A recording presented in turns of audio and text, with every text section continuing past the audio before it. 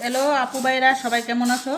আজকে সন্ধ্যার নাস্তা একটা শেয়ার করবো তোমাদের সাথে। এইদিকে চাল বাজি করে নিলাম, অনেক দিন ধরে মন চাচ্ছে চাল বাজি খাবো। তার এদিকে দেখো কী নিলাম, সাথে সাথে নিয়েছি কাঁচামরিচ, চানাচুর, পেঁয়াজ, শসা, টমেটো। এই সবগুলা দিয়ে কিন্তু এই চাল বাজারা আমি মাখবো, মেখে খেয়ে দেখবো কেমন হয়েছে।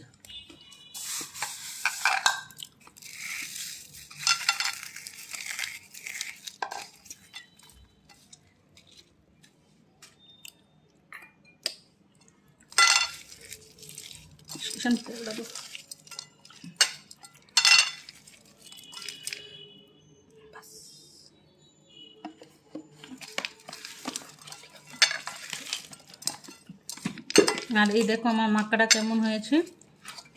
এখন আমি চাল বাজি দিয়ে দেবো অল্প অল্প করে।